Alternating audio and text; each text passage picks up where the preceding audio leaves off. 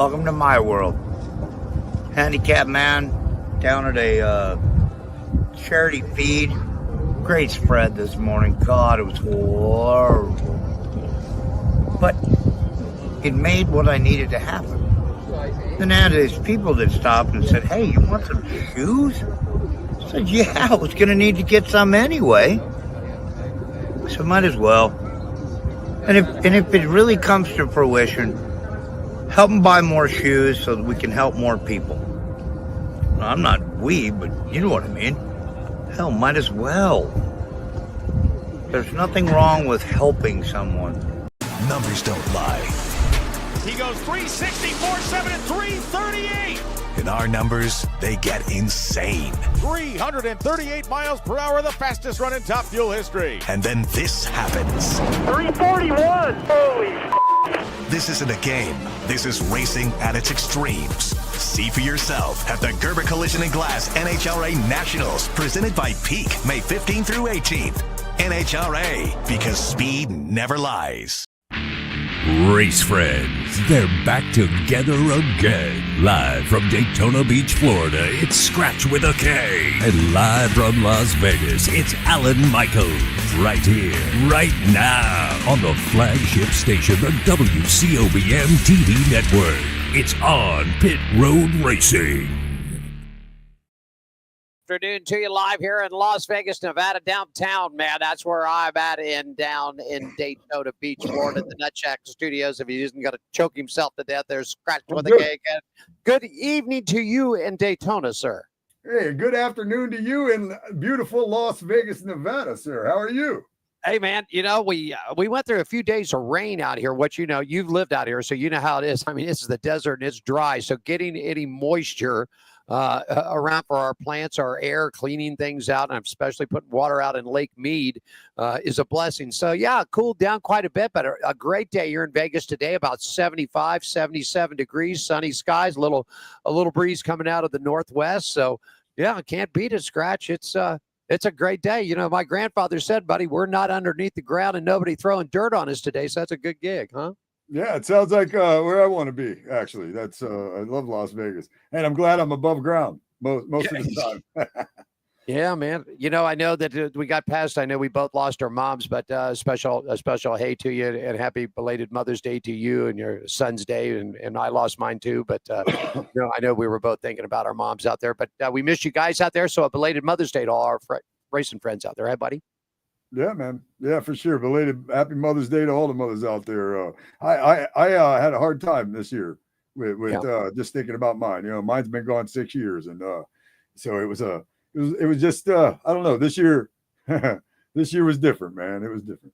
It definitely. I don't know if you noticed, I spent time remodeling the studio a little bit. Yes, though. I noticed that the Nut Shack has taken on a new life here, and you're sort of move things around according to all of your accolades and awards and pictures and different things that you've done through your years of comedy and magic and wrestling and everything else. It's a bunch of stuff I'm the only one that appreciates.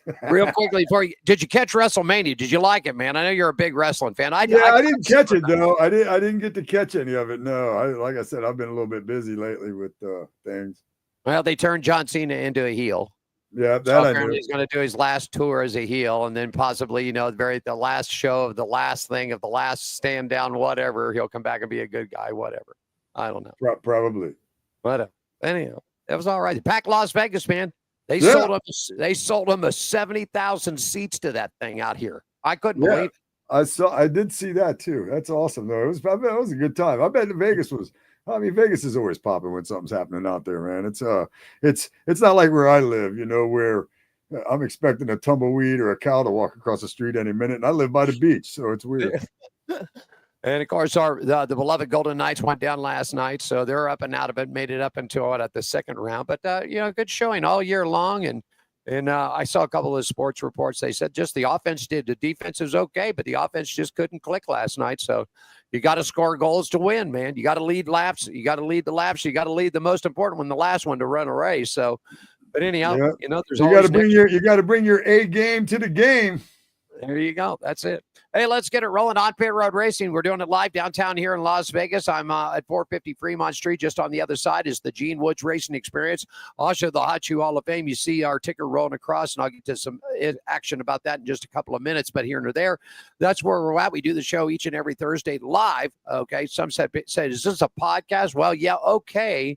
But it's live. It's live streaming. So that's what we do. And, of course, we put it up, and then you can podcast it and watch it whenever you like if you don't catch it live. There you go. All righty. You can catch it on all the social media, of course, on the WCOBM main television networks pages and likes. We've got it all across ours and everything from YouTube, Facebook, LinkedIn. We've got our Instagram up and running. So Diane got that forward on, so we're going to start sharing the shows and everything to that. Want to thank our show partners, the Gene Woods Racing Experience, like I said, right downtown, right on the other side of us. The Woods Family Sandwiches, great catering out there, WFSandwiches.com, the Hot Shoe Hall of Fame, hotshoehof.com. It's a nonprofit, man. We're raising money. Got your shoes there, Skratch. There we go, man. We got new shoes. I'm getting you another pair of racing shoes put together, buddy. They just yeah, there you go. All righty. There they are. We got those. Las Vegas Motor Speedway. It's our home track out here. And, of course, down in Daytona is Skratch's. Atlanta Motorsports Park. If you want to get into some crazy driving, go-karts, drifting, they've got it all there. AtlantaMotorsports.com. Red One Scooters. Those are the guys that help us out at the track. Man, we're getting a little old and trying to get from one side of the pits to back to another to here and there. Sometimes it gets a little tricky, so we use a couple of scooters that they provide. And also our good friends in Hammer and Harry's. Like to be on the show? No problem. Diane's lining up with some great guests coming up for the end of May and into June.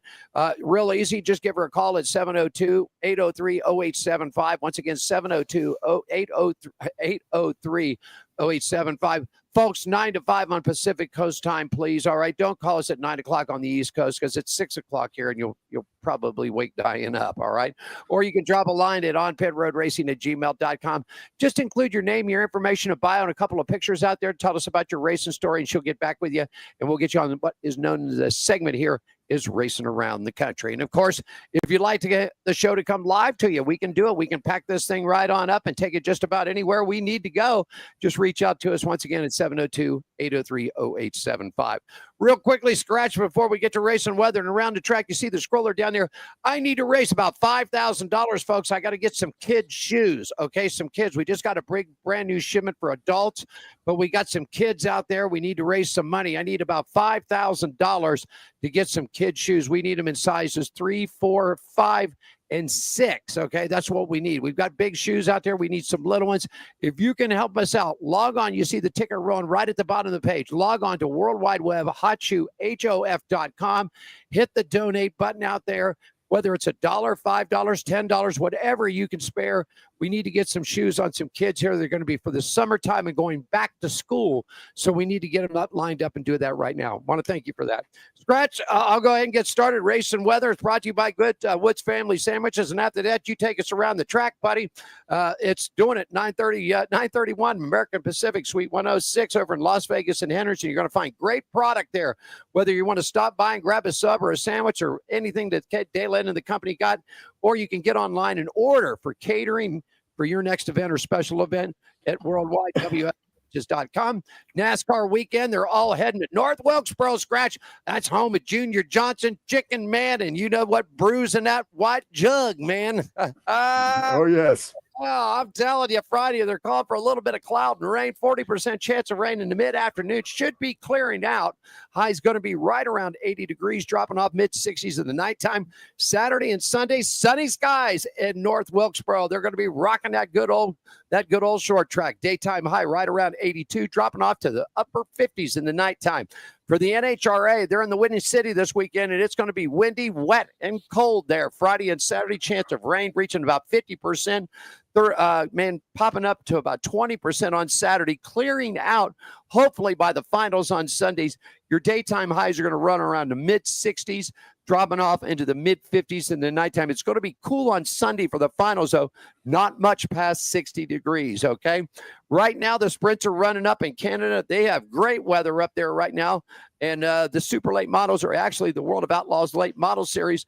It's got great weather. They're going to be in Ohio this weekend at 7 Speedway, 75 degrees, not a chance of rain in the sight for you with a nighttime low.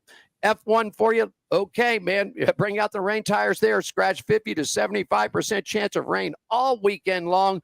possibly clearing up on Sunday with a daytime high right around 70, nighttime low right around 52 degrees. Could get into the upper 40s, though, on Saturday night. IndyCar, man, well, they're up in Indianapolis. A little bit of rain today, but besides that, for the next 5 days, scheduling for practice, carb days, everything getting ready for the 109th running of the 500. Sunny skies. Temperatures are going to bounce from the low 80s to the mid 70s, from the mid 70s up to the low 80s. Nighttime low is going to be right around the mid 50s. Skratch and everybody, that's a look at race and weather brought to you by our good friends at Woods Family Sandwiches. They're located at 931 American Pacific Suite 106, Las Vegas, Henderson. More information and catering details at Worldwide Web, WFSandwiches.com. Skratch, take us around the track, buddy. All right, let's go around the track. It's the Monster Energy Supercross Series. The Supercross Series hits California for 2 big races. Round number 18, May 24th in Pala, California, and May 31st in Rancho Cordova, California. The Progressive Flat Track Series, the Flat Trackers traveled Saturday, June 7th. It's short track racing for the big bikes. Short track at Lucas Oil Speedway, Wheatland, Missouri. A little rusty, I guess. Speedway motorcycle racing in the East Coast Action Park East, May 24th. Outlaw Nationals Round 1. West Coast Speedway motorcycle racing Fast Fridays in Auburn, May 19th. And Formula One, AWS Grand Primo del, made in Italy, May 16th through May 18th.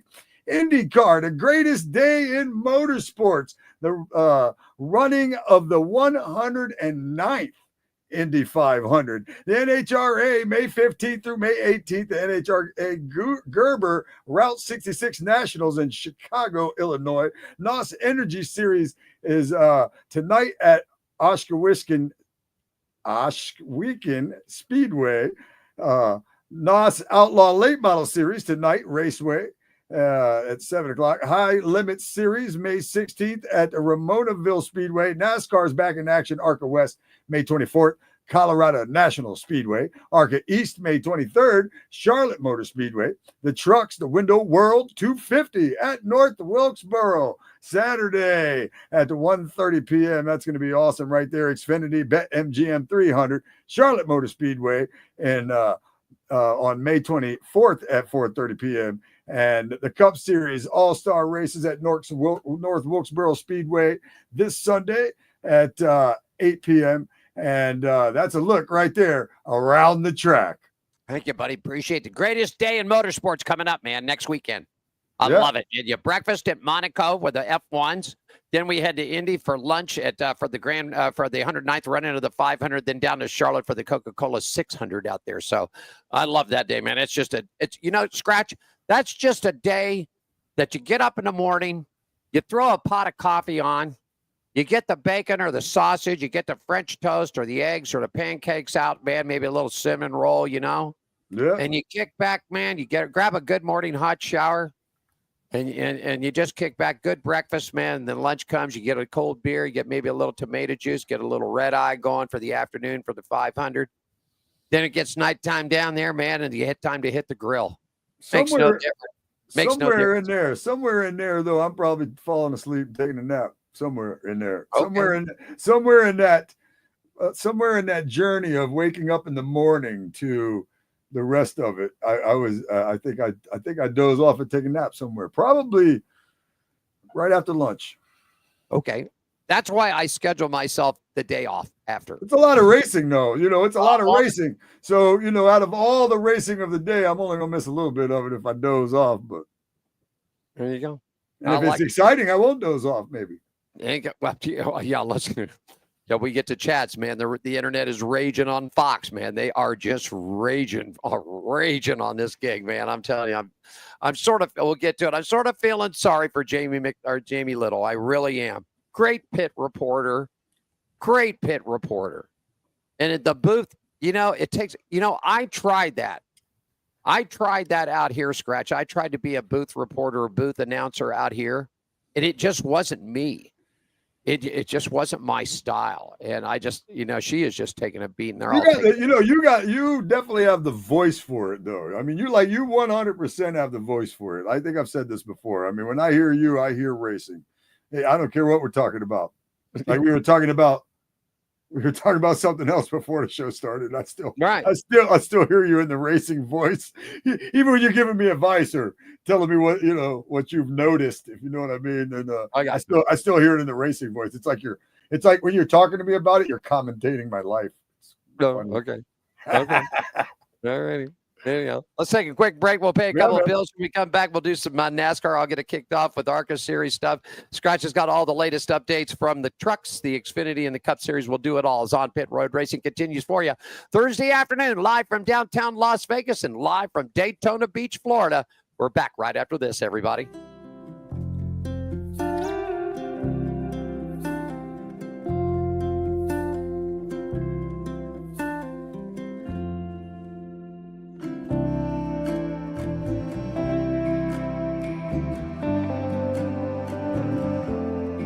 Welcome to my world.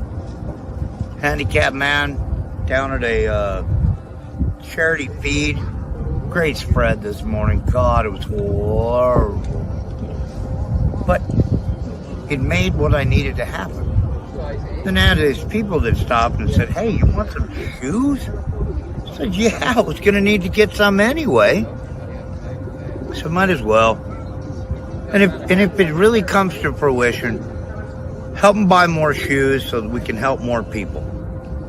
I'm not but you know what I mean. Hell, might as well. There's nothing wrong with helping someone. Are you ready for the wildest ride on Fremont Street? The Gene Woods Racing Indoor Go-Kart Track Experience.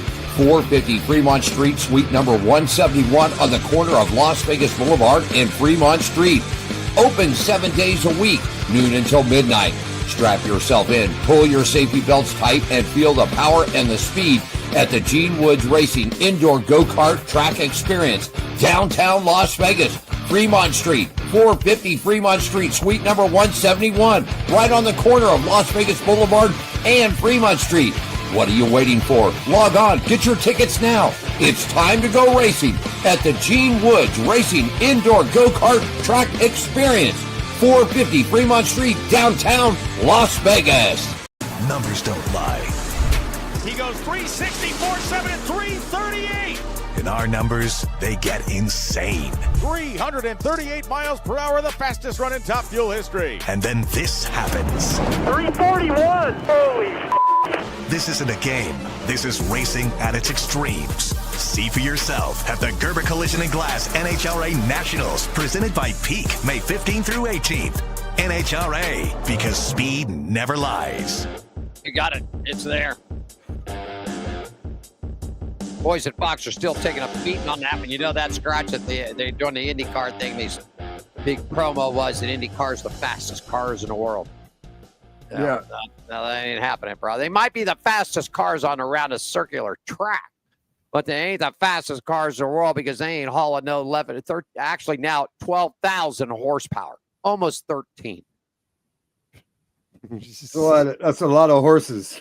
That's a lot. Yeah, that's a lot of horses. You got it, buddy.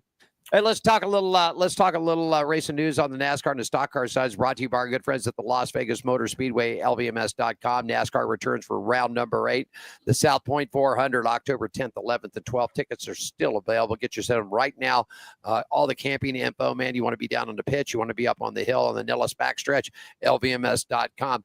ARCA Racing tied 150 from Candace, man. Hey, as my buddy Brendan Butterbean Queen out there, man. He is rocking the ARCA series, picking up the win. William Sawwich up in second spot. Mason Mitchell in the number 25 machine wrapping up on the podium. It was Lawless Allen wrapping up your top 4 in his number 21 Chevrolet. The series moved on to Nashville Fairgrounds Speedway, and the results coming up to you there was the number 18 of Max Reeves right there picking up the victory.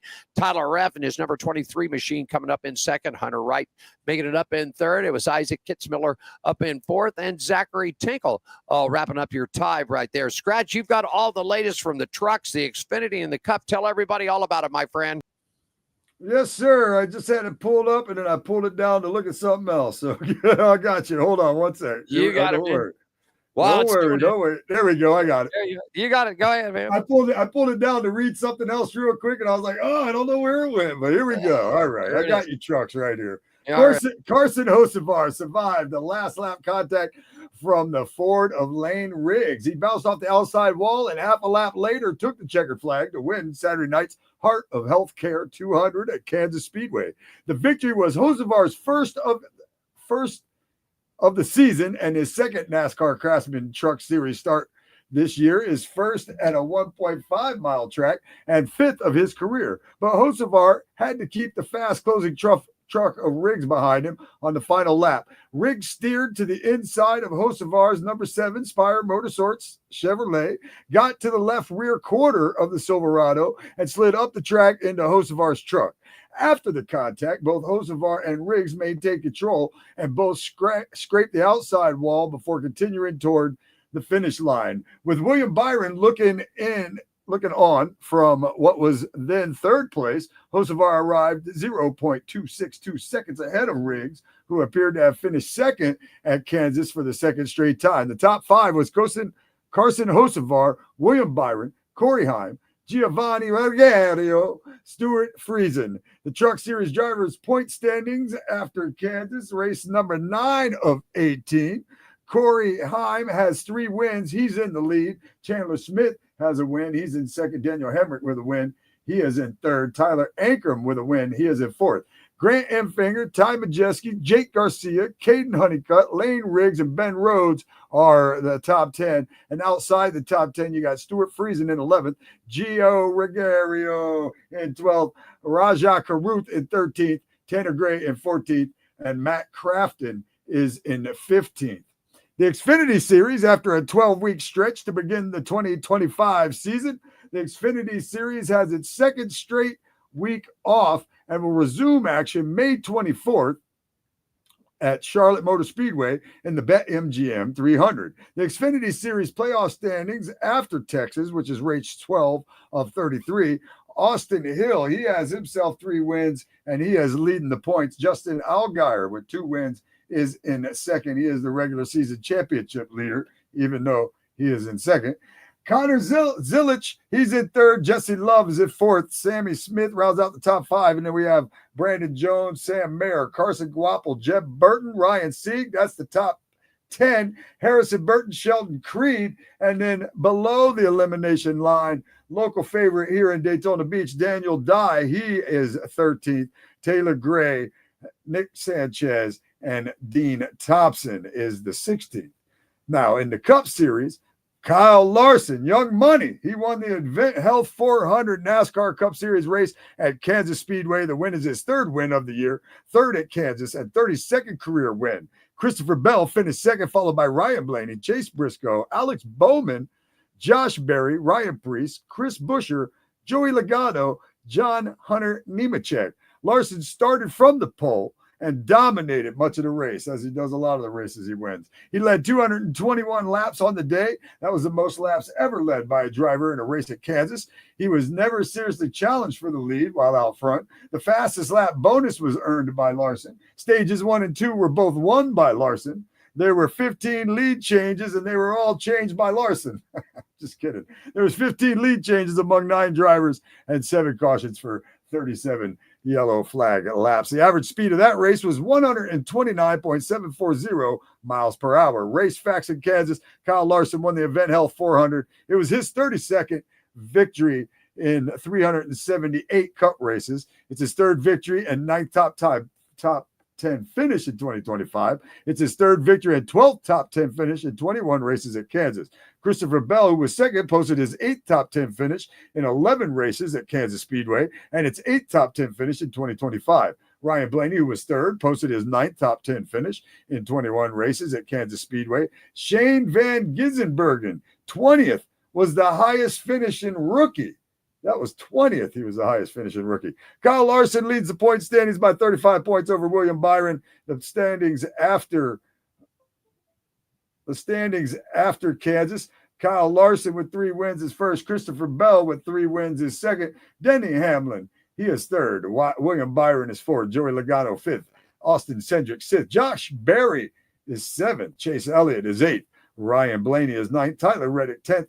Alex Bowman 11th. Bubba Wallace, he is 12th. Ross Chastain is 13th. Chris Bush is 14th. Chase Briscoe is 15th. And Ricky Stenhouse Jr. is 16th. And outside the top 16, Ryan Preece, Kyle Busch, John Hunter Nemechek, and Carson Hocevour. 7 drivers have earned a spot for a chance to win the NASCAR Cup Championship. And this segment has been brought to you by Las Vegas Motor Speedway. Check them out at lvms.com. NASCAR returns for the round of 8, the South Point 400, October 10th, 11th, and 12th. All the info for that. And if you want tickets, you can get it at lvms.com. There you go, man. I'm telling you. I saw an interview the other day ago with Tony Stewart. And they were talking about how, because the double's coming up. Yeah. But they were just Tony was just talking about it, and he basically said, he goes, he's the best on the track right now. Yep, I saw that. Make a difference what he drives. It doesn't. As Stewart said, it doesn't make a difference. It doesn't. He doesn't. It could be a stock car, it could be an Indy car, it could be a sprint car, it could be a wing sprint. It doesn't matter. It really doesn't. It's just. It really doesn't. And I've said this a million times on this show. I don't root on Hendricks. You know what I mean? It's whatever, but I'll root on NASCAR at the Indy 500. So Kyle Larson's got a chance to do something that Tony couldn't even do. I mean, Tony, I think it was I don't remember which was which, but like a 3rd and a 6th in the double, or I think that's why Kyle Busch, a 6th and a 3rd or something. Kyle Busch was, I think he finished, or Kurt, no, excuse me, not Kyle, but Kurt, when he did it, Kurt did, I think it was a 6th, and was running 3rd or 4th at the Coca-Cola 600, and the motor blew on him. So I mean, Tony Stewart got him a 3rd and 6th or something like that. He's got a couple single digits. I forget what they are exactly, but he's the best one to have done it so far. And man, it's tough. I mean, can you run the double and win one of them? I mean, can you actually win just one of them? I mean, you can finish 6th and 3rd, and but nobody's nobody's run the double and won Charlotte after. Nobody's run the double and won Indy and then went to Charlotte. Right. I mean, is it just too much? Is it too much? Is there too much going on with 2 different cars, 2 different styles, 2 different whatever, to be able to actually focus on winning one of these races? Kyle Busch and Tony Stewart had a little comment about that. I said, and I watched a little thing from Dirty Mo TV this past week too, because they were chiming in on it, that it all really has to play out right for Kyle Larson. First of all, he had a really good shot last year, then got a speeding penalty. Remember, coming down the last what they don't call a stage or whatever, but their last stops. And I mean, he was rolling really well, then had a speeding penalty. It really cost him. And of course, then the rain came and everything else. But everybody sort of agrees that it all has to work out on a great timeline. It really does. Starting, not only including all the travel, because I mean, he's logging private jet miles like it's going out of style from Charlotte to Indy to Charlotte. Of course, the day of the race, they'll have helicopters involved with it too. But still, all that he's doing, he's got to take fluids intravenously. After the Indy car, after the Indy, they'll load him up with that because he's done 500 miles in that thing, running 229, 234 miles an hour around that track and all that. But everything's sort of got a light. So the race has got to start on time. It pretty much needs to be caution-free, here or there, but nothing major that's going to tie up the track for major repairs or anything like that, okay? And then basically, if he wins, really, I think he's got a shot. I mean, I really do think he's got a shot of it. If we play craps and we play blackjack out here, that if the cards fall right, this could be really something special. It really could. For sure. So then you got to encounter all the transportation. He's going to miss the driver's meeting. So that means automatically he's going to go tail to the field when he gets to Charlotte. No ifs, which means nothing at Charlotte. Yeah. It's a 600-mile race. That means not, as long as you can stay clean. But listen, unless you're starting on the pole, you know what I mean? You got to pass somebody. You just got to stay clean coming from the back. But I mean, 600 miles. I mean, hell, here at Daytona they run 500 miles and half the field rides in the back. You know what I mean? And they ride around, and then there's about 30 to go, and all of a sudden they're gonna start racing. So Charlotte, Charlotte, hell, you got an extra 100 miles to fart around on your way up there. Yeah, and you don't have the relaxed time that you do at Daytona or Talladega either with the big 2 mile and 2.5 mile track. I mean, this is a 1.5 mile high bank, so action comes up pretty quick. You're turning laps in under 30 seconds or so. So things are going to happen pretty quick. Like they don't happen at the big ones at Daytona or Talladega, but here and there with that. But still, it all has to work out. But I think everybody thinks. I want to stop by next week and I want to see what the odds are at one of the local casinos out here to see what the odds are. And I'll get the information for us on next week's show to see what the odds are for Larson, what he can do to the Indy 500, then swinging it down to Charlotte for the Coke. I mean, this might be something we want to tag team on here. I'll tell you, if anybody could win them both, it'd be him. Yeah, I mean, really. But I'm just wondering about the pressures of even winning one of them. It's just such a long preparation period for both races when you're trying to do both of them. Like you said, with the flying and the this and the that, and just everything. It's a lot of preparation, man, for it. And then it is two different cars that you are almost jumping out of one and jumping in the other one. I mean, I know it's not right away, but damn near. I mean, you're not getting a whole lot of rest time there in between them. And definitely, and you look at it this way too, and just about 100-mile-an-hour difference in speeds in those cars too. Okay, if you're looking at Charlotte, we're looking at 165, 170, 180, maybe at Charlotte, Indianapolis 225 to 230 plus. Now, of course, Charlotte or Indianapolis, obviously much bigger 2 mile track, sweeping big four corners up into the thing, actually like little mini straightaways coming out of each one of the corners. But still, you think, man, you're running that fast, then you're going to gear down a little bit, not much, shorter track, shorter distance. Actually longer distance, 600 miles. It's the longest race on the circuit. Yeah. I remember covering that thing, Skratch. I remember being there at 7. I've been there 2 or 3 times to cover it. And I've been there like 5 times. I love it. Oh yeah. I mean, as far as covering it though, man, you're there at 7 o'clock in the morning. The race doesn't end until at least 10:30, and that's if it's limited caution. Then by the time winner's circle gets done and all the press and that, and they get everybody up to the media center to do post-race. I mean, it's the last time that I was there, we did not get home, and I lived in Winston-Salem, North Carolina, which is about an hour, 50 minutes, maybe an hour up the road from Charlotte. We didn't get home until almost 4 o'clock in the morning. It's crazy.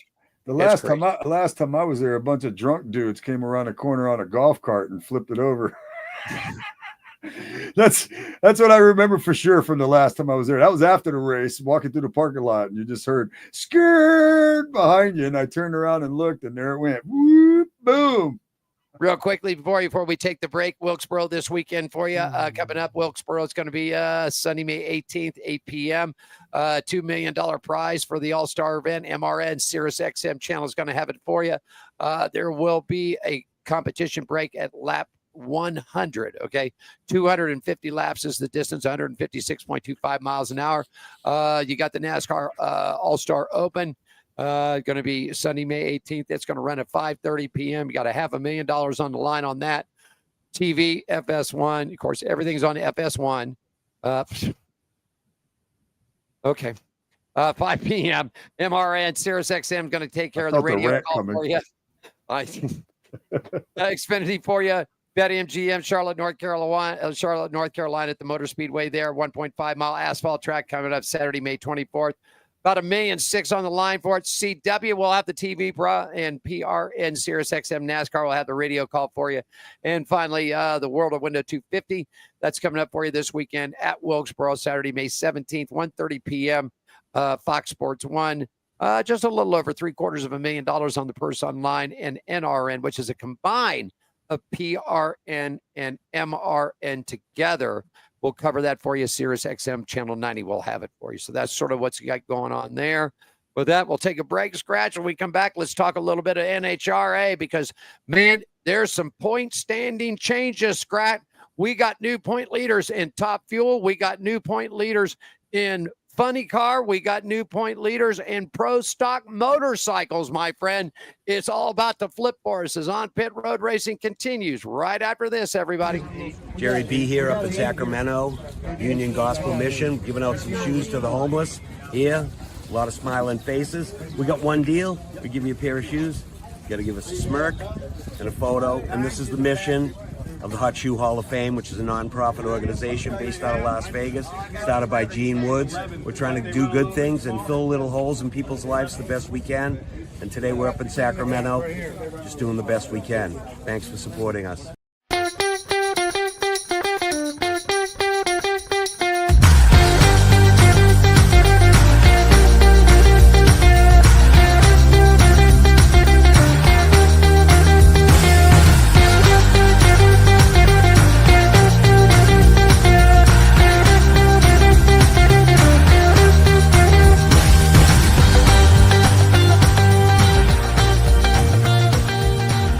Numbers don't lie.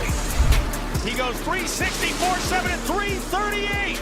In our numbers, they get insane. 338 miles per hour, the fastest run in Top Fuel history. And then this happens. 341. Holy This isn't a game. This is racing at its extremes. See for yourself at the Gerber Collision and Glass NHRA Nationals, presented by Peak, May 15th through 18th. NHRA, because speed never lies. Are you ready for the wildest ride on Fremont Street? The Gene Woods Racing Indoor Go-Kart Track Experience. 450 Fremont Street, suite number 171 on the corner of Las Vegas Boulevard and Fremont Street. Open 7 days a week, noon until midnight. Strap yourself in, pull your safety belts tight, and feel the power and the speed at the Gene Woods Racing Indoor Go-Kart Track Experience, downtown Las Vegas. Fremont Street, 450 Fremont Street, suite number 171, right on the corner of Las Vegas Boulevard and Fremont Street. What are you waiting for? Log on, get your tickets now. It's time to go racing at the Gene Woods Racing Indoor Go-Kart Track Experience, 450 Fremont Street, downtown Las Vegas. Man, right on the other side of it, too. Been racing down here, man. Had a good week this week, man. Had a lot of our friends over from the UK in racing with us this week, Skratch. Oh, nice. Yeah, man, the Brits are in town, man. You The know, Brits. having a good pint or two. You know, A coming in and pint or having two. a pint or two. You know, Yeah. we'll catch you up on last of the four wides. Cracks and Skratch is going to give you all the details about the American Rebel Light NHRA four wide nationals in just a couple seconds for you.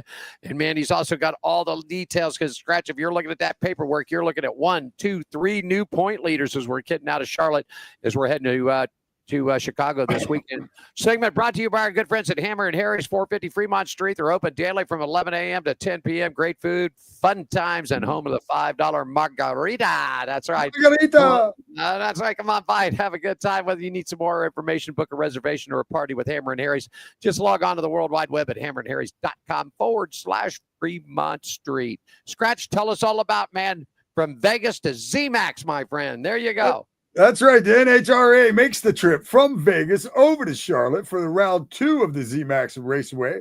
American Rebel Light NHRA 4-wide Nationals, Top Fuel, Sean Langdon, Funny Car, Austin Prock, Pro Stock Dallas Glenn, and Pro Stock Motorcycles Matt Smith. Here is a look at the point standings after Charlotte, round 2 of the 4-wide. So the Top Fuel, Sean Langdon, and Smoke is just 60 points behind him. Tony Stewart, man. Yeah, I'm loving it. I'm loving it. Come It's on. great, Go. right? It's great, right? Funny Car, Austin Prock. He's a new points leader. 59 points back is Paul Lee. The Pro Stock Dallas Glenn, he's the new points leader. Greg Anderson is 11 points back.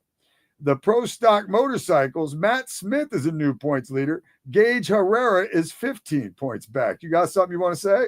Yeah, man. I'm just telling you, look at that right there. Smoke had a bad week in Charlotte. When he left Las Vegas, he was only 11 back, which is not too bad. He had a bad week in Charlotte. But I'm telling you, he's 60 points back. He's 60 points back heading into a good weekend here in Chicago. Look out, Tony Stewart. I'm telling you. I'm just telling Austin Prock, 2-point leader right there. Rolling for John Force Racing. Dallas Glenn taking over Greg Anderson. I thought for sure when we started out, over 5-6 events, and it's been Greg Anderson. And of course, there's only been two events with the Pro Stock motorcycles. It's been Gage Herrera. But Matt Smith seems to be like that. He's got that thing rolling, man. I'm loving this. I can't wait till they get back here in October. I can't wait because that's 2 races to the finale, man. Right on.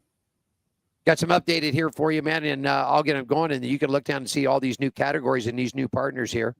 NHRA and the National Hot Rods Association is excited to announce a significant expansion of its 225 contingency program, introducing new racing categories and welcoming new industry partners.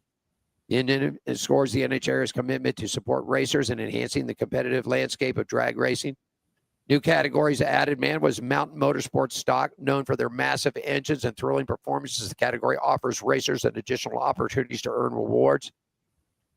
New partners also joining. Several esteemed companies have come aboard. Skratch, you got a list of them. I'll let you get to them right there. Some great companies. Check them out. New partners joining on board. Yeah, the ABRO, the Goodridge Hoses and Fittings, the Dado Metal. Yeah, Dado, right? Dado. There you go. Okay. Metal Engineered Bearings, the Sand Engineering, Race Tech Seats, Total Power Batteries, Epic Racewear, and Speedmaster. This is really good. I'm going to tell you why, because you know when you see on NASCAR down on the bottom, on the front fender, on the bottom there, you have all. Remember, it used to be Unical and Goodyear and all. Those that NHRA sort of get that way to where they're picking up these little associate sponsors, so there's extra money involved with this and incentive programs into it. Expanded postings, ATI, Damn Best Fuel Factory, Hoosiers, all back into it. T&D Machinery. This is really good. VIP Racing Fuels is in onto this. This is just really cool. I like this, man. And you know what else, Skratch? And it's too bad it's not sort of involved. And you need to look into this for your own racing. You need to look into this because you're going to find a lot of like VP Fuels and stuff. They will help you guys out, you local racers out, and give you breaks on your fuel cost and stuff like that. Look for programs like that. Okay. I'm loving it. Pretty cool, huh? Yeah, it is. Absolutely. I'm telling you. So they're running in Chicago this week. It's going to be interesting to see. I was glad to see Tony get a win. I was glad to see him get a win in the program. It's just something else. He just keeps going. You see the interview with him too? The kid talked to him. I think he's from Indiana. Talked to him. He was a podcaster, young kid. Did a good job with him. But they talked about. He asked him about getting into a sprint car, and Tony says he's chawing at the bone. But he says, you know the reason why? He's out of shape. He says it's going to take him 6 months to get ready to. I can see that. I think Smoke should get Kyle Larson a funny car or something to run at least once. No, you know what? You know what would be you know what would be really cool?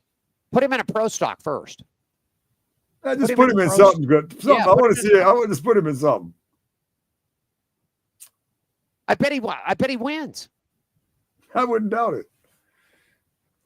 I mean, if they told me that the Kyle Larson is going to run here in Las Vegas in late October, Halloween weekend, and he's going to run a pro stock. I think I'd walk down to the El Cortez. I think I'd walk in and say, you got a number on it? Because, now it's all betting, but you got to have numbers beside your bets, all this. I said, you got a number on Larson to win this weekend in Pro Stock? What is it, 258 or whatever the number is? Let me put 100 on him. Guy looked at me, he goes, you never run a drag car? And I said, I don't care if he's run a drag car. If he's never run a drag car, I want 100 on him to win. Yeah, he wins in everything with a gas pedal. I just think it's funny. I just really do. I just think it's funny. The next step, can you imagine him trying an F1 car? Now, that would be something. I mean, I could. We'll take a quick break, and when we come back, we'll talk some dirt racing because we've got World of Outlaws. We've got the High Limits thing, man. That series is really kicking off, man. It's really kicking off. Skratch is down in Daytona. I'm here in Las Vegas. You got On Pit Road Racing Thursday edition right here. We're going to take a quick break. When we come back, we've got more racing news. We're going to the dirt next, everybody.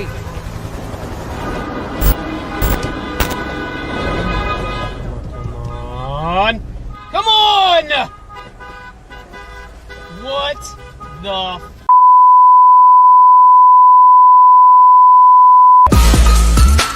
yeah! Oh, man! Woo! That is awesome! Are you ready for the wildest ride on Fremont Street? The Gene Woods Racing Indoor Go-Kart Track Experience. 450 Fremont Street, suite number 171 on the corner of Las Vegas Boulevard and Fremont Street. Open 7 days a week, noon until midnight. Strap yourself in, pull your safety belts tight, and feel the power and the speed at the Gene Woods Racing Indoor Go-Kart Track Experience, downtown Las Vegas. Fremont Street, 450 Fremont Street, suite number 171, right on the corner of Las Vegas Boulevard and Fremont Street. What are you waiting for? Log on, get your tickets now. It's time to go racing at the Gene Woods Racing Indoor Go-Kart Track Experience, 450 Fremont Street, downtown Las Vegas. They're doing it right now. Thursday afternoon out there for you, just about 45 minutes after the hour here. On Pit Road Racing live from the WCOBM studios downtown Las Vegas. Skratch with a K at the Nut Shack Studios down in Daytona Beach, Florida, everybody. We're going to take a little look at dirt racing out there. Skratch, I've got the World of Outlaws, and if you'll pick it up on that second side out there of the World of Outlaws from the Real American Beer Series, and we'll get these people locked and loaded. Racing news from the dirt is brought to you by our good friends at the Gene Woods Racing Experience, 450 Fremont Street, Las Vegas' only true indoor racing drift track.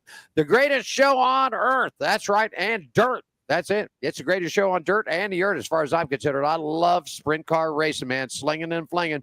They're in Canada for a big doubleheader, man. Last night, the defending champion outdueled Cassin McAdoo late in his 7th victory of 225. The reason for so many circled to return the Oshkosh Speedway. Big speedway up in Canada, man. They've been dying to have the dirt racing back there. They finally got it on the schedule this year, and it was nothing to be shown for because it was a rock and rolling night up there, slinging and flinging dirt, just unbelievable racing, crossovers moves. I was watching some stuff on the video, man, and it was just something. It was just something. It just really was some good, really racing out there. If any other defending series champion went it on a lot, it was Green Flag Flu, and it's Carson McAdoo and a monster restart, who got a slide job on David Gravel in turns 1 and 2, man, wrapping it up. Gravel drove the big game Motorsports number 2 confidentially ahead on the route to the series leading 7th checkered flag. He is tough to beat. David Gravel is something. Carson McAdoo something. But Gravel is tough to beat. He really, really is. Oshkosh made his 110th career World of Outlaws wins for Gravel. He is now the only a dozen behind Danny Lewinsky for six all-time for the all-time wins. His the 7th driver to claim the race in the greatest show on dirt at Ontario's 3/8 mile. The victory also stretched his point lead for the gap. It makes it over Logan Schuchart. So here it is, 158 points back. Coldfield's 160. McAdoo 168 back right there. And Skratch, it wasn't that because the modifieds were running. That's right, the World of Outlaws Real American Beer. And you've got all the details for that, buddy. Tell us all about it, my friend. Yeah, that's right. With 10 top 10s through the first 12 races of the year, Nick Hoffman has been one of the most consistent members of the World of Outlaws Real American Beer late model series presented by Dirt Vision.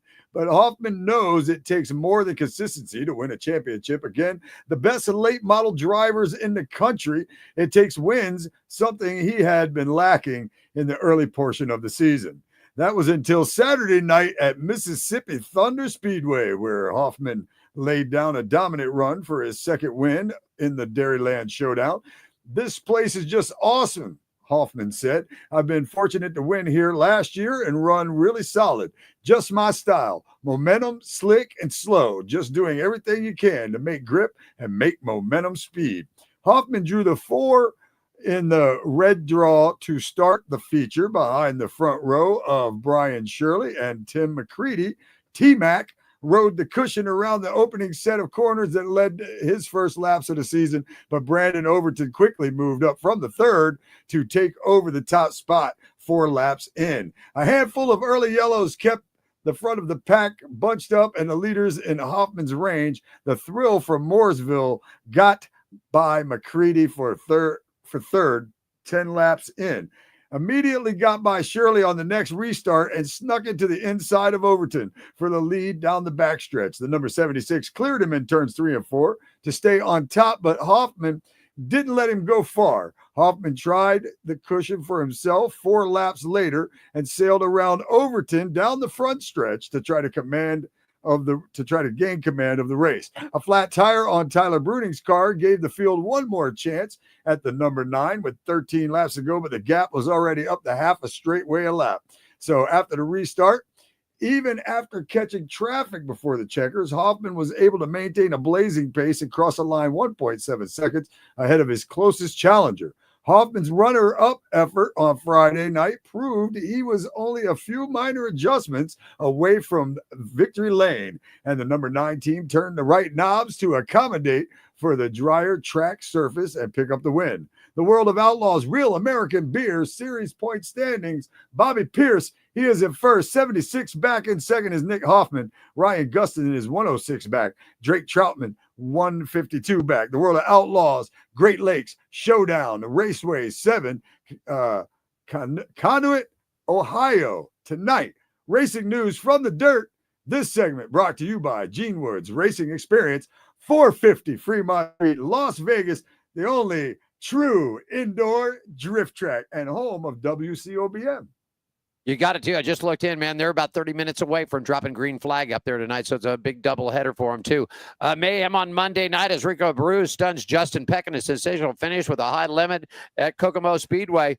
The Driven to Save for Lives Monday Mayhem event lived up to what the name and lived up to the height of Indiana's baddest bull ring, which exceeded when the Kubota High Limits Racing kicked off its Roto-Rooter midweek series in a draw-dropping fashion at Kokomo Speedway. When the 9:05 p.m. checker flag waved at the Kokomo Grandstands, was jumping for joy when Rico Abreu. Have you ever seen this guy run before? He's a little person, man. If you know Rico, you know what I'm talking about? I can't say that I do. He's a little guy. He did some trucks, man, and he's a great guy. Great interview. In fact, I got to tell Diane, we got to get him on. He's a great personality. He's very funny. Really good. I really like this guy. But anyhow, he shocked the crowd and hit Justin Peck in the final corner on the final lap, edging him out by, listen to this. Are you ready for this? On the dirt, Skratch edged him out 0.101 seconds to steal a $20,000 payday. Peck controlled 99% of the race from the outside pole, handling the onside lap tracking before he lost it in a heartbreaking fashion over the last 100 feet leading into lap 39 of a 34-lap scheduled event. For Abreu, this was his highest consequence of missed the outstanding early season hot streak. Over the last 4 weeks, the number 24 had won back-to-back shows in Knoxville, 1 at the World of Outlaws, and 3 at the Kubota High Limit, featuring the 4 tires at Texas Motor Speedway, Lakeside, and Kokomo. He cleared more than $70,000 in earnings over the 6-race stretch. This was his 15th trip to the Whiskey Myers victory lane, extending the record to the winningest driver in the Kubota High Limits Racing Series and the history, and the first driver to reach 3 wins in the series of 2025. Right now, the point standings for you after everything. Brad Sweet from Grass Valley, California is up on top in his number 41 machine. Looking good. Tyler Courtney from Indianapolis, Indiana, back 52 points, while it's Brett Marks from Myerstown, Pennsylvania, standing back 84 points in third. Rico's up to fourth, man, from St. Helena, California, 88 points back, and Justin Peck from also from Indiana, standing back at 125. So, Skratch, we didn't get to see it. They were here the night that we were going to go out to catch them. The series opened up here, and Larson's involved with this. Brad Sweet, a bunch of these guys are involved with this new dirt racing series. And it was something that the Thursday night that we were going to go, it got soaked, poured out rain. I mean, there was just no way. But then by that time, Friday night came, and then we had to be at the big speedway to cover the truck races. And of course, the Xfinity and the Cup guys ran the rest of the weekend, but good crowds out there. I'm hearing nothing but great stuff, some great racing about this new series. What do you think, my friend? Man, it sounds cool, man. I like any kind of racing, man. They can bring all kinds of series. You know, we talked bad about electric cars a while back, but I'm saying if you changed all the racing to electric cars, that would suck. But a league with electric cars would be cool too. So, man, I don't care, man. Put a number on it. Let's go racing. I think you're going to see that real soon. Oh yeah, I'm sure we are. I think you're going to start seeing it. I don't doubt that one bit. You're going to start seeing it real soon. I think it'd be all right. I don't think you're going to see the big. I guess they got to find a way to change the batteries quickly, because there's really no way. I mean, it's not like you're coming in with a gas car and you're dropping it in 4 tires, and the gas man drops two cans, 11 gallons in a can, 22 gallons of fuel. You know, that's dropping in 5. You know, you're dropping 6 seconds to drop a can of fuel. So they're doing pit stops, 11, 12 seconds now. Even though they could put 5 lug nuts back on the car. Well, if it was a cup car, I'm just saying they could do that. Well, I don't disagree with you, but you know, I just that's the part that we know the cars aren't stock anymore, but when you we're talking about the bodies and all this other stuff. I mean, they're still stock cars. That's what they're basically are, by name. And, going to that, I don't know how, I know I'm getting off the subject a little bit, but going to that one lug nut, it's just, now you're going further away from stock cars. Yeah. Now you're making I wish my car had one lug nut. You know what I'm saying? When I get a flat, I wish my car only had one lug nut. That they were talking about that on Denny Hamlin's podcast this week. And I really started liking his podcast, because I'm going to tell you, Denny's he ain't holding back. And the big topic was he had Kyle Busch on this week. And they were talking about the way these kids are tearing these cars up. Yeah. And, just beating the crap out of them. What the whole thing with these composite bodies on them, they smack the wall and the body pops out.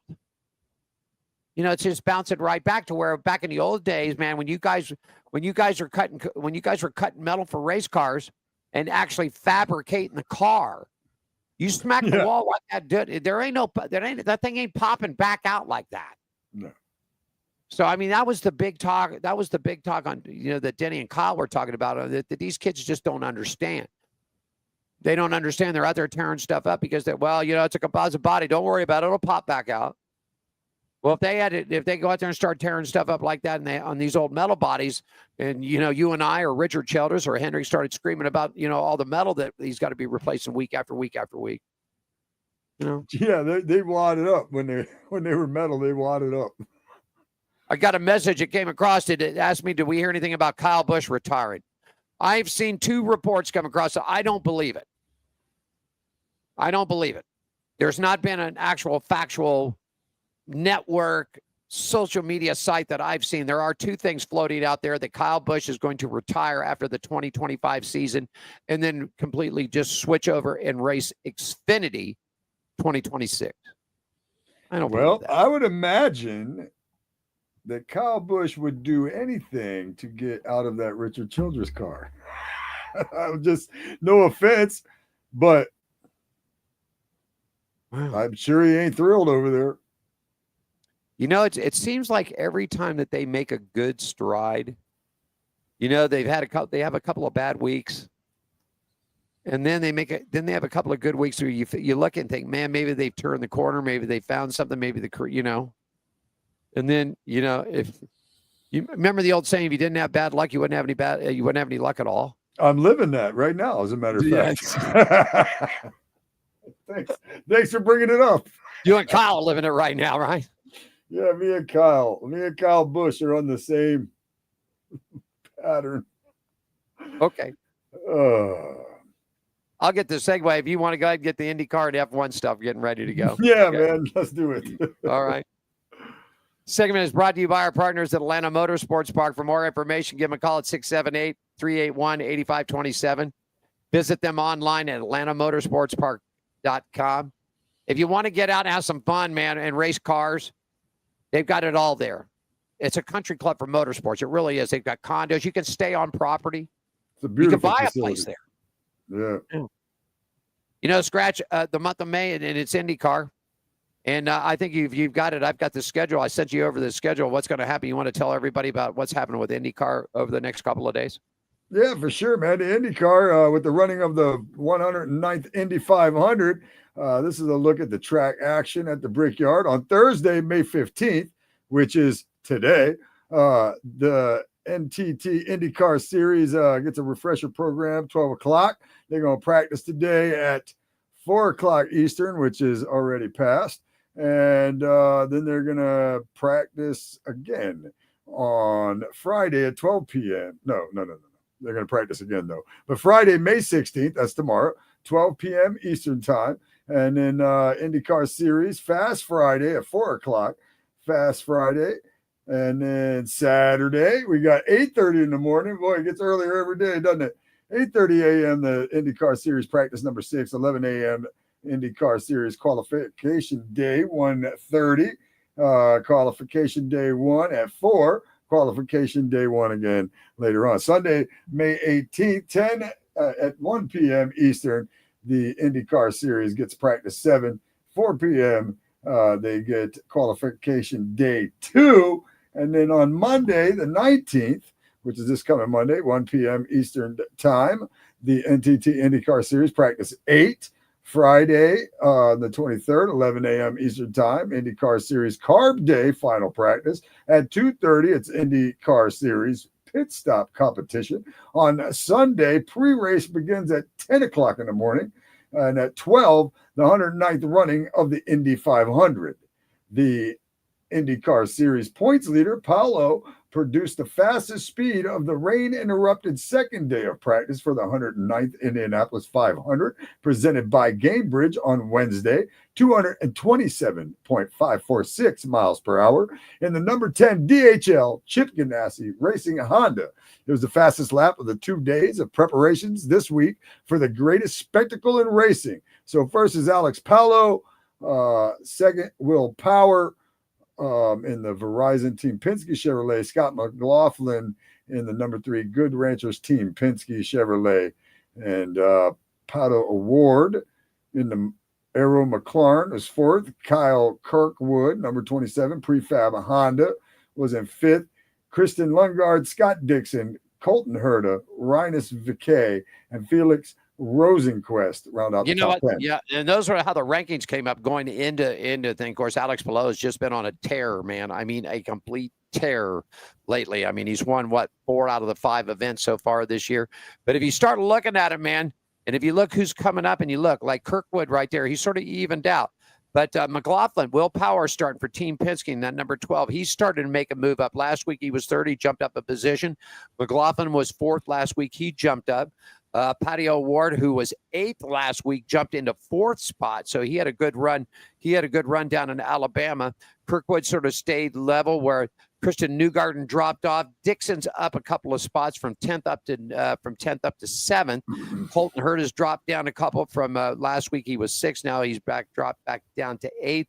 Rinus VeeKay, who last ranked at number 18th, who really jumped up, man, over 9 points and 9 rankings up from 18th up to 9. And Felix Rehnquist, who's rounding out your top 10 out there. So it'll be interesting to see what happens with all this.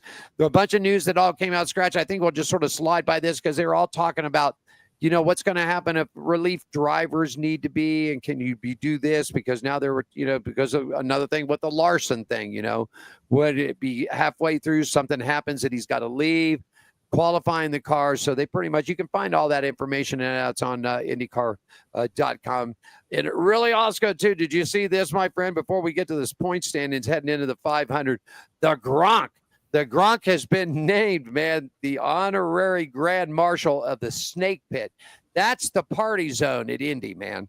If you go down to the Snake Pit, it's the party zone right there. The Gronk is coming. What do you think about the Gronk, man?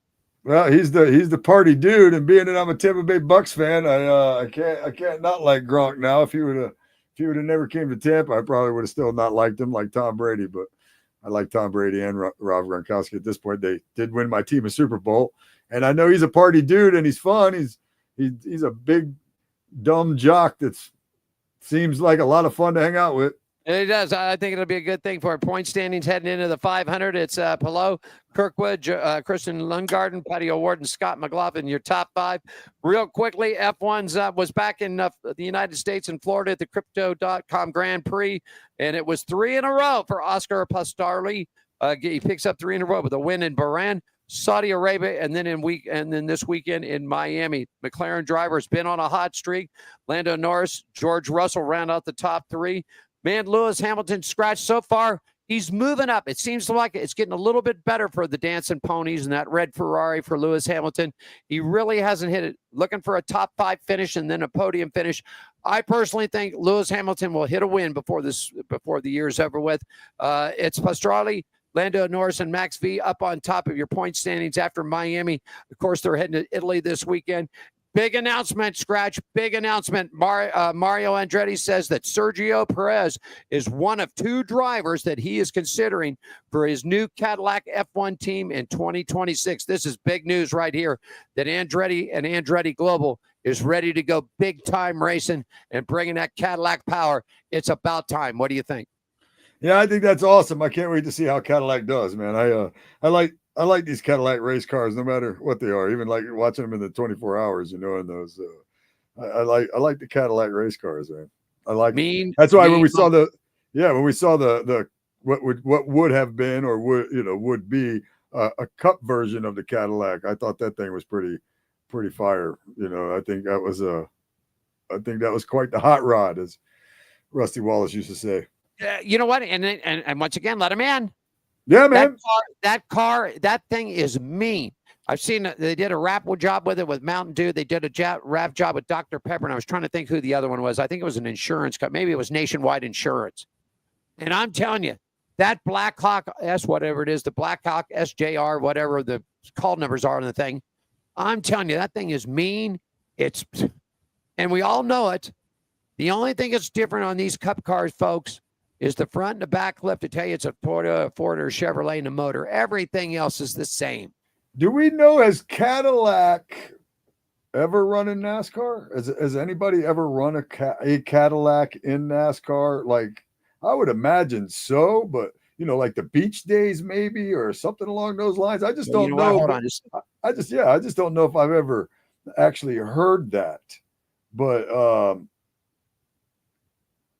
somebody's had to have run a Cadillac. The convertible days, you know what I mean? Those are beach days too. Literally right out in front of where I'm at right now. Hold on a second, Ro. Let me just check on one.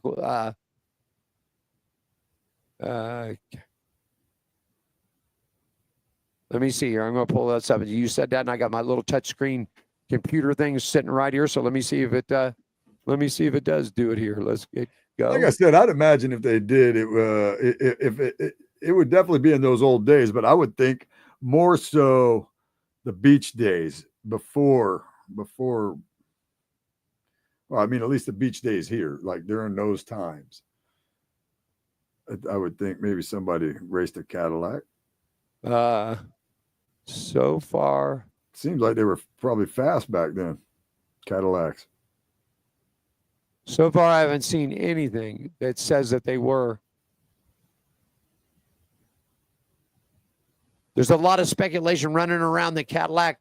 The Cadillac could be replacing Chevrolet.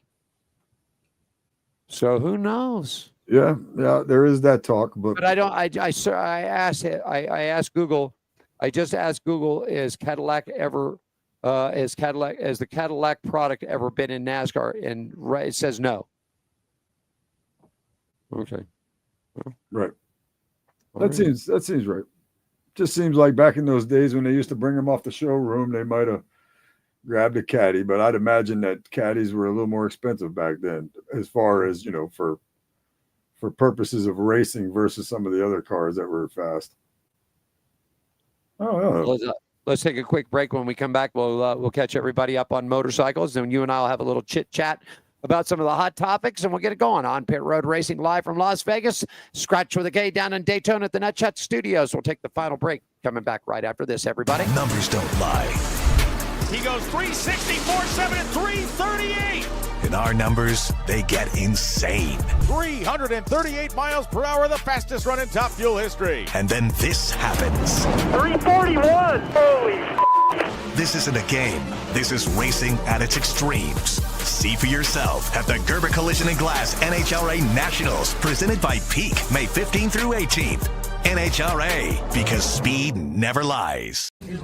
Jerry B here up in Sacramento, Union Gospel Mission, giving out some shoes to the homeless. Here, a lot of smiling faces. We got one deal. We give you a pair of shoes. You got to give us a smirk and a photo. And this is the mission of the Hot Shoe Hall of Fame, which is a nonprofit organization based out of Las Vegas, started by Gene Woods. We're trying to do good things and fill little holes in people's lives the best we can. And today we're up in Sacramento, just doing the best we can. Thanks for supporting us. Are you ready for the wildest ride on Fremont Street? The Gene Woods Racing Indoor Go-Kart Track Experience. 450 Fremont Street, suite number 171 on the corner of Las Vegas Boulevard and Fremont Street. Open 7 days a week, noon until midnight. Strap yourself in, pull your safety belts tight, and feel the power and the speed at the Gene Woods Racing Indoor Go-Kart Track Experience, downtown Las Vegas, Fremont Street, 450 Fremont Street, suite number 171, right on the corner of Las Vegas Boulevard and Fremont Street. What are you waiting for? Log on, get your tickets now. It's time to go racing at the Gene Woods Racing Indoor Go-Kart Track Experience, 450 Fremont Street, downtown Las Vegas. Come on down and do it with us. I'm ready. I know you are. Come on out here and do it for us. And we'll talk a little bit about motorcycles, then Skratch and I'll wrap it up, and we'll do a little chit and chat about some of the news that's happening around NASCAR for you. Segment brought to you by our good friends at the Hot Shoe Hall of Fame. They're celebrating and preserving the memories of great motorcycle racers and the motorcycle industry's icons past and present. If you would like more information on how you can help us all out, log on to the World Wide Web, hotshoe.com. Like I said at the beginning of the show, folks, I need to get together about $4,000 or $5,000. I need to get some shoes. I need to get small ones for little kids. Okay. And we need sizes to get about 3, 4, 5s, and 6s. Okay. Because we got summertime coming. We got a lot of kids that need some help. School time is going to be coming back up before you know it. We got to put some shoes on some people's feet here. We've been over all the church. Hey, Skratch, you've heard of the tunnels, right? Here in Las Vegas. Yes, sir. Gene and a crew went to the tunnels. Yes, sir. They literally went in. If you all don't know what the tunnels here, there are tunnels that are under Las Vegas. To keep the valley from flooding. It's kind of. That's what they're supposed to do. Well, that and some say that there were tunnels made that casinos had secret drives to where they could run money out of the casinos secretly and this and that. Well, some of these tunnels are homes for the homeless. And I mean, Gene says it was scary. He said, man, you go back into these things and they're dark and, somebody will have a little fire here, a little fire there, or whatever, they trying to stay warm or whatever. But they literally went in there with a couple of 100 pairs of tennis shoes and really helped out some people out there, which was really cool, man. So that's what we're looking for. I've got plenty of big shoes right now. So we're good on that. Folks, I need some help. I need some donations. You see the ticker going across the bottom of your stage. There's the shoe. Skratch has got his. And we need to help the kids out. This is for the kids, folks. Okay. It's going to help them through the summer, keep their feet from getting burned. And then of course, when school comes back, they need shoes for school and to help them out with that. It helps them with their education. It keeps them thinking positive, healthy, everything in their life. So if you see the ticker down there, log on to it. Skratch, you got all the results coming up. Round number 17 from Salt Lake City, my friend. Tell us all about this. Yeah, man, the 450cc class winner, Chase Sexton, and in second was Malcolm Stewart. Third was Justin Cooper. AMA Supercross, here is a look at the current point standings. 450cc class points, Cooper Webb, 365 points. Chase Sexton, 363. Justin Cooper, 281. Malcolm Stewart, 277. And in fifth, Ken Rosen is 271. In the 250cc class, results from Hayden Deegan with the whole shot. And your winner. And then second was Julian Bomer. Third was Tom Viali. Points leader, 250 SX standings, Hayden Deegan. Second, Julian Baumer, Tom Viali. is third. Seth Hammaker is fourth. RJ Hampshire is fifth. The Progressive American Flat Track Series. After the events, here's a look at the points. Super Twins. Briar Bauman is first. Davis Fisher is second. Dallas Daniels is third. AFT Singles. Cage Tapman is first. Trevor Bruner is second. Tom Drain is third. Point standing Super Twins. Brian Bauman first. Dallas Daniels second. Davis Fisher is third. AFT Singles. Tom Drain is first. Chase Sathoff is second. Trevor Bruner is in third. Speedway Racing News, AMA Speedway Nationals Championship, Round 1, June 21st in Bakersfield. AMA Speedway National Championship, Round 2, August 9th, Industry Hills. AMA Speedway National Championship Finals is September 19th, which is the day after my birthday, just in case you guys want to send presents. Fast Fridays, that is September 19th. It's the National Championship Final. AMA Speedway National Under 21 Championship is October 11th in Bakersfield. I'm sure that's somebody's birthday. The repeat opening Hot Shoe Hall of Fame. That's funny. And the read segment that part. brought to you by the good friends at the Hot Shoe Hall of Fame, celebrating and preserving the memories of the great motorcycle racers, motorcycle industry icons past and present. To help us out, log on to the World Wide Web at hotshoehof.com. There you go. Hey, listen, let's if you got a chat topics, let's move this thing on. There's all kinds of jibber, jabber. Also, too, did you catch out real quickly? Real quickly, I want to throw some names out here to the Hall of Fame.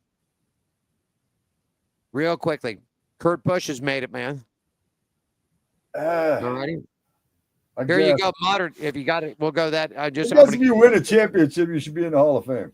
Okay, and I want your opinions on these. Give me how you feel about it. Modern era ballot: Greg Biffle, 2000 NASCAR Craftsman Truck Series champion, and the 2002 Xfinity. Greg Biffle shot. Does he deserve to be in? He's got a truck championship and an Xfinity championship. How many do we know? How many Cup wins? I mean, I guess that doesn't matter though. He got quite a few of those too. Yeah, I don't know, man. A lot of times I see these Cup Series or I see these Hall of Famers going to NASCAR, and I wonder. I just wonder, about some of them. He's somebody I look at that resume you're throwing at me, and I go, yeah. Probably, but I also wonder, is that the standard for the NASCAR Hall of Fame? I guess championships matter. He's got one in two of the three series, so yeah, sure. Neil Bonnet won 18 times in NASCAR's Cup Series, including a consecutive Coca-Cola 600 victories. Didn't win a championship, but he was back in that hardcore day. Neil Bonnet, in or out? I love Neil Bonnet. I don't know if 18 Cup wins should put you in the Hall of Fame. Tim Brewer, two-time NASCAR champion crew chief. Sure. He's in. Okay. Yeah. Jeff Burton won 21 times in NASCAR Cup Series, including the Southern 500 and twice at the Coca-Cola 600. Jeff Burton, in or out? 21. I mean, you go back to the Neil Bonnet thing, and I don't have anything against Jeff Burton either. I always liked him as a racer, but 21 wins, that's what it takes to get you in the NASCAR Hall of Fame.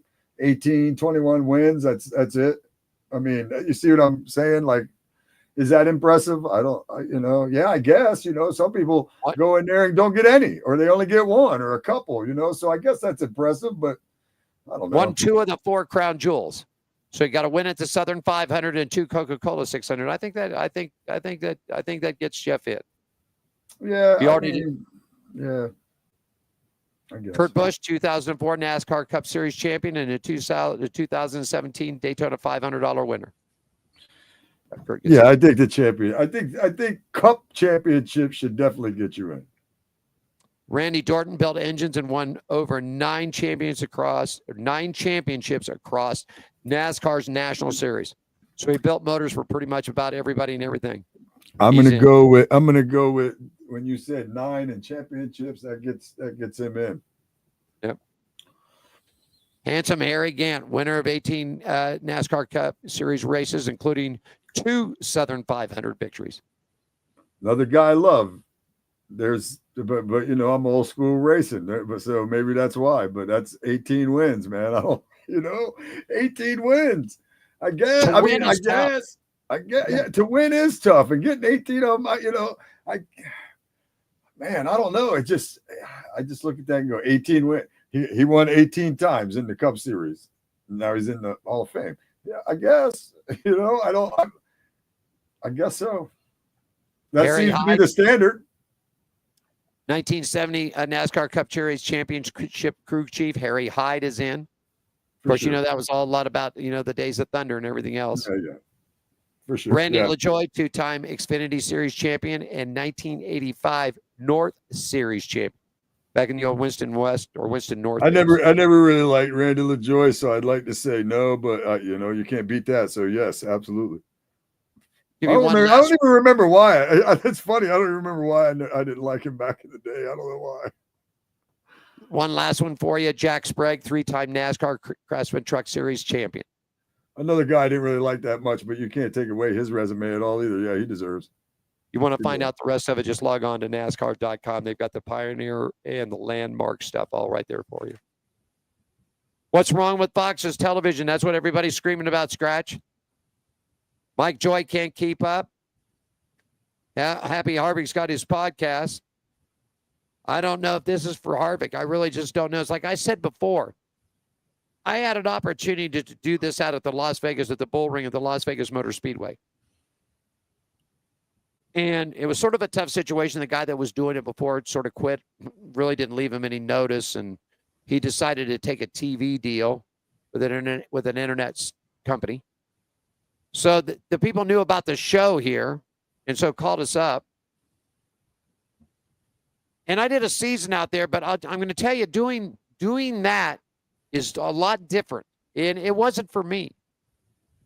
And the reason why I'm saying this is I just don't know if this is for Harvick. I think the only person that's saving this thing right now is Clint Boyer. As far as Fox goes, everybody's screaming because there was only 5 races on the actual Fox on their part of it. The rest of it's been on FS1. We said this a little bit earlier in the show. I love Jamie Little. I think she does one hell of a damn good job on pit road. One hell of a good job. I just don't think the booth is for her. And I don't know, Skratch, I don't know if you caught some of the stuff that she's done with the truck, but sticking her up there with Michael Waltrip and then, rotating drivers, Carson Hostevar. And, we had Carson on the show. He's a great guy, good interview. But you're sticking these guys in that have no television experience, don't know what a prompter is, watching the screens. It's funny to me. Michael Waltrip is such a great personality. I'm surprised he doesn't get more of a bump as far as being maybe in a booth or something like that. He's entertaining because he's funny.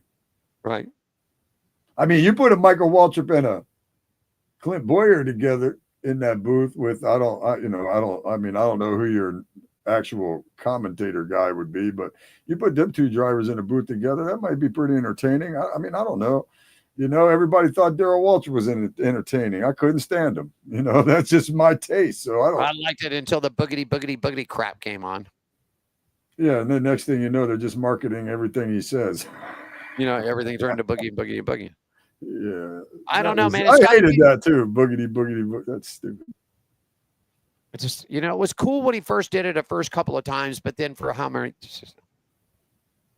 I got to the point with Fox. I really like Mike Joy. I just think Mike's been doing this for 50 years. I just don't know if he can keep up. I mean, here's the difference. Television guys are watching the screens in front of them of what the camera is showing them, which is the call from the producers to the director's chair to the camera. And the director is directing the show. He's calling for the camera shots, and he's calling for who he wants live and where he's going. The radio guys are watching the show or the race with their eyes. They're not watching a TV camera. They're not watching a monitor. They're watching it real time with their eyes. And both of those crews do a great job. MRN and PRN both do a great job of bringing the race to your mind, to where the television at Fox has fallen off. I'm sorry. They're worried about who's running in the back, or they don't catch this, or they don't catch that. watch the race. If it was my choice right now, screw the TV deal they got. I would take the CW right now, and I put all 3 series on it. And what I would do is there would be no TV personalities. I would let, like they did in Chicago. Remember last year in Chicago when they let the MRN guys do the call? They had a couple of TV guys there, but they made the race like a radio call. That's exactly what I would do with it. I'd have a pre-race show down on the grid, 15 minutes, 20 minutes, whatever. Let Michael do his grid walk or whatever. And let a couple of the guys that are the leads up in the booth. Then after that, radio call. Because that nowadays, Skratch, I can't take the sound off the TV anymore. First of all, I can't see any of the races because I'm not paying outrageous money for Fox Sports 1 and Fox Sports 2. But that, I don't know. Comment? What do you think? Yeah, I mean, I feel like you should be doing stuff to get more viewers. You know, the viewers is what sells the sponsorships and stuff like that. So, I mean, any way that they're hampering the ability to watch these races is not good for them, you know. So, right. So yeah, but to me though, it just seems like it's always been that way. You know, it's always been that way. Like when cable first came out and races were on ESPN. I mean, not everybody had ESPN, not everybody had cable. But in this case, you know, it just again seems to me that any sport's best bet would be to televise where we all can see. Correct. And the more eyes on the sport, whatever sport it is, the more beneficial for the sport. That seems like common sense, but you know, it's been my experience that not as many people as you think have that common sense. Well, you know, at least when it was on ESPN, we knew all the races were on ESPN. It was one channel. That too. Okay. Yeah. It was one channel. It's not 6, 8 races here, 10 races there, 4 races over here. Then we're going to move it over to 5 races over here. Then we're going to move it to the last half of the season over here. And we're only going to show so many on the network, or then you got to have Peacock, or you got to have Fox. Yeah. Well, as more streaming and more channels and more cable came along, and now there's more, you know, when it was ESPN and not everybody had it. Yeah. At least we knew it was on ESPN, but not everybody had cable back then when this was going on, you know? So now it's more channels, more cable channels, more streaming, more all of that stuff. And so now you're watching it, you know, and you can't see some of it because it's on here, or you can't see some of it because it's on over here. But now it's just, you know, Fox, FS1, FS2. That's the same channel, but it's not the same channel at all. You know, It's Fox. It's just not the same channel. So you got one everybody can get when it's on Fox, and then the other stuff, if you don't have cable, you don't have it. And now with streaming, some people don't have cable, they just stream. So some people get the streaming stuff and nothing else. And then some people aren't streaming. It's it's definitely getting confusing. But like I said, with more channels and more more outlets like that, and that's where we've run into this problem, technology, and it being 2025. That's the problem. There's a homecoming coming in 2026. It has been announced after a 5-year absence. The NASCAR Championship Weekend will return to the 1.5-mile venue at the South Florida at the Homestead Miami Speedway.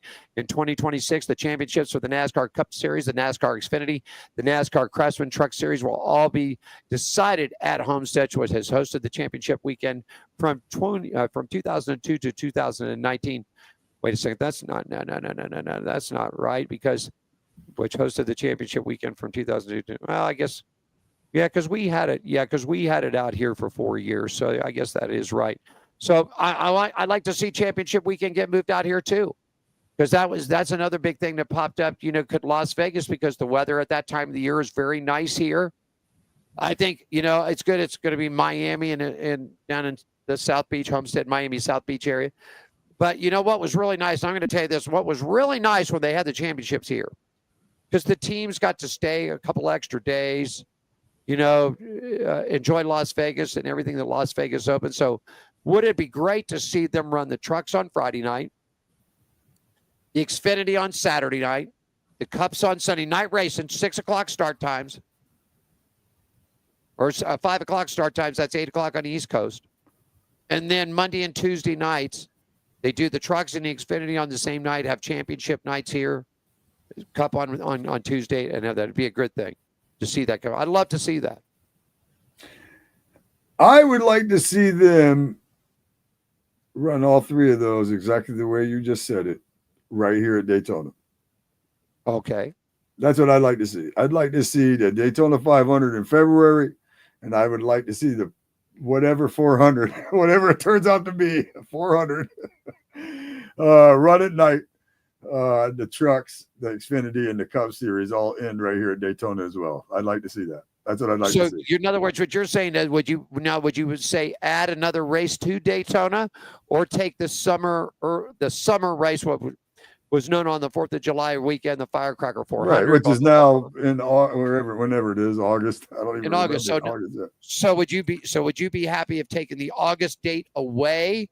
Yes. And then moving the final show to Daytona for those 3 nights, Friday, Saturday, Sunday at the Daytona International Speedway? Yeah, because because let me say this. The Super Bowl of NASCAR is the Daytona 500, right? That's what they say. Right. So it's the first race of the year. Right. Why is it the first race of the year if it's the Super Bowl? So now you solve that problem. You got your Super Bowl. You got the Daytona 500. You got that. You're going to start the season off with that like you always do. But now you're going to have a real Super Bowl. Now you're going to have a real Super Bowl at Daytona International Speedway at the end of the year. A real Super Bowl, a real race, something where anybody could win it.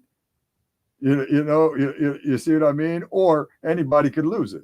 Something, it just seems like lately a lot of these last races of the year, your top drivers are the top drivers in the race at the time, even.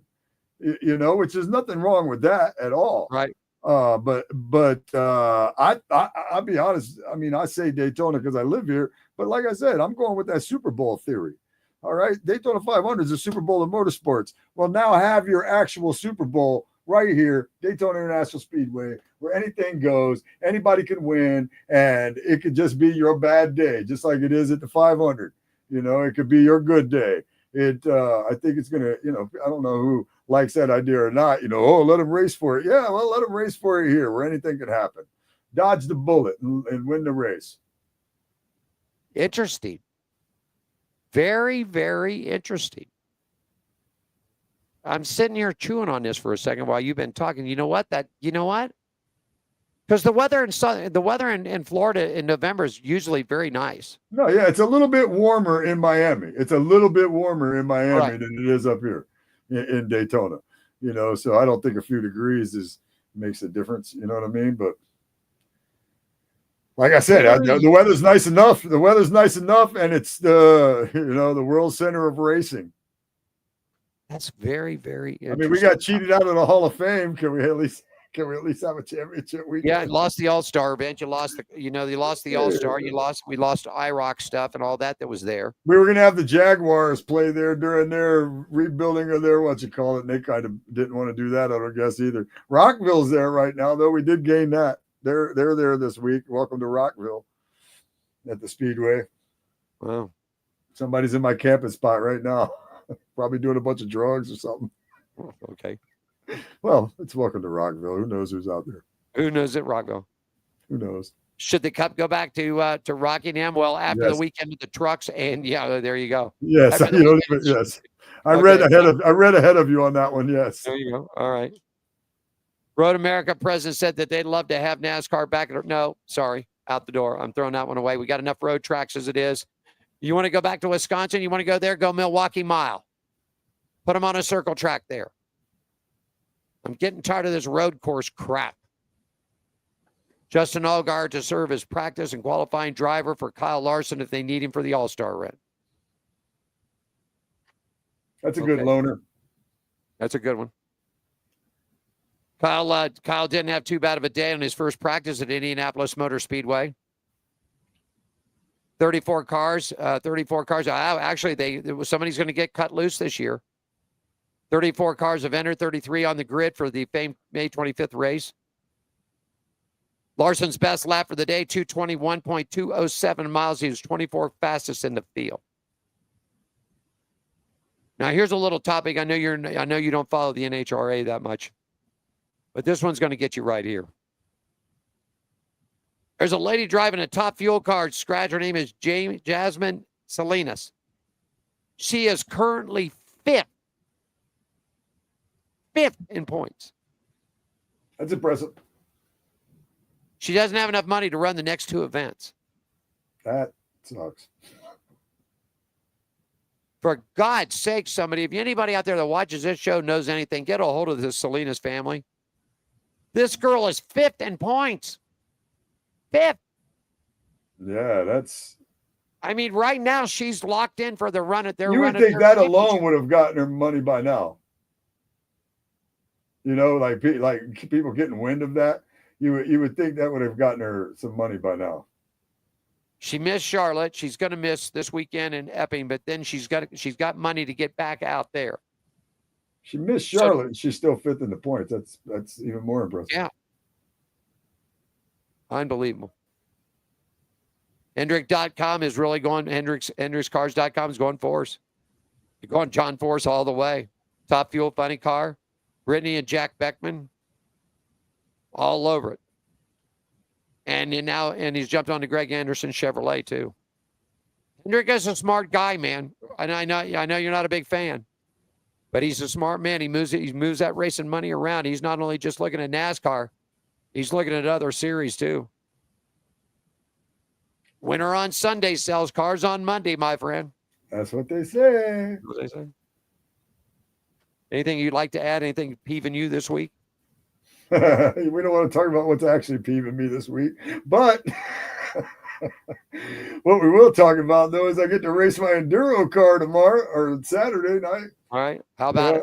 I'm going to be at Citrus County Speedway for the Night of Carnage, man, and I know I talked about it. This 2015 Camry that I got was fast, man. I finished 7th. I started 31st, and I finished 7th in the enduro race and 6th in the flagpole race. And that was at the Tour of Destruction in Orlando, which was crazy. So the last time I was at Citrus County Speedway, right, I had finished 6th in the enduro race out of like 30-something cars. And this was in my Ford Focus. And I finished 5th in the flagpole race. So that's 6th is 3 out of the money for the enduro race. And the enduro race pays $2,000 for first, $500 for second, and $250 for third. In the flagpole race, I was only 2 out, right?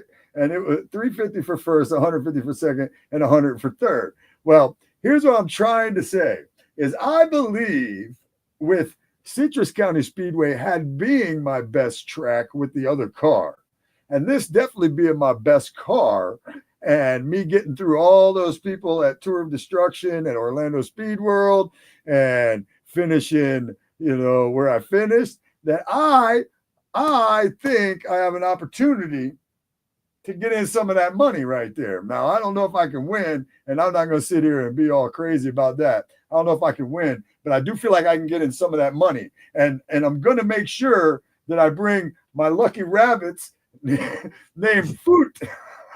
I don't know if you ever seen that commercial, but that's so I gave him a nice little bracelet. I mean, a necklace right here, a nice little bracelet. And I'm bringing my lucky rabbits named Foot. The only difference is I'm not putting this rabbit in the car. If this rabbit is lucky, it should survive on the bumper of the car. Don't you think? So I'm going to strap this damn lucky rabbit named Foot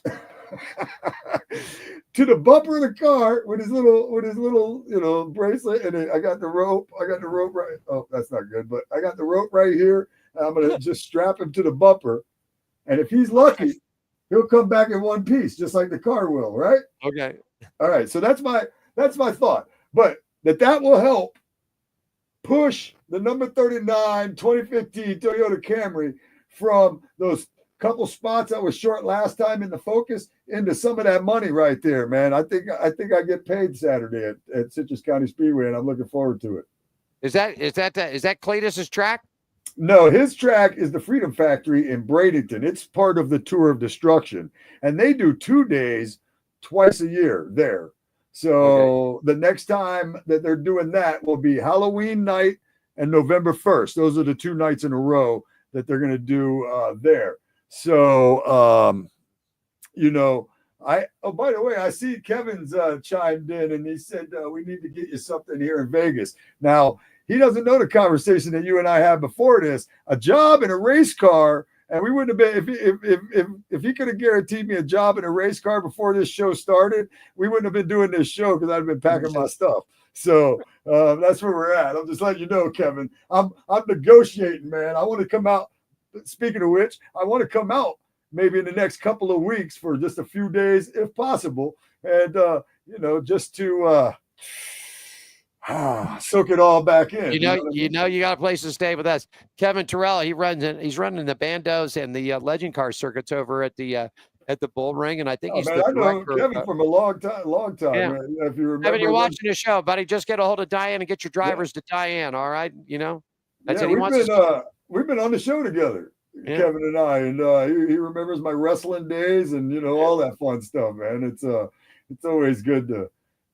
I want to come out. I want to come out and visit everybody. I don't know how I'm gonna do that if I come out in 3 or 4 days, but I need to come out for 3 or 4 days. And like I said, just be like, then see what happens when I come back. You never know. It might be like this. Boom, gone. We got you. You got a place to stay. I'm 6 minutes from downtown Las Vegas, buddy. Come on out. Hey, man. Anything else you want to add before we get the hell out of here? Will the lucky rabbit name's Foot, will it survive? I don't know. I'll bring you back whatever's left of it on the next show, and we'll find out. That's all I got to say about that. All right. Will the rabbit make it with Skratch? We'll find out next week. Skratch is in Daytona. Yours truly, Alan Michaels here in Las Vegas. Back at you next Thursday, 3 p.m. here on the West Coast, 6 p.m. on the East Coast. Have yourself a great racing weekend, everybody. Don, the announcer, take us home, buddy.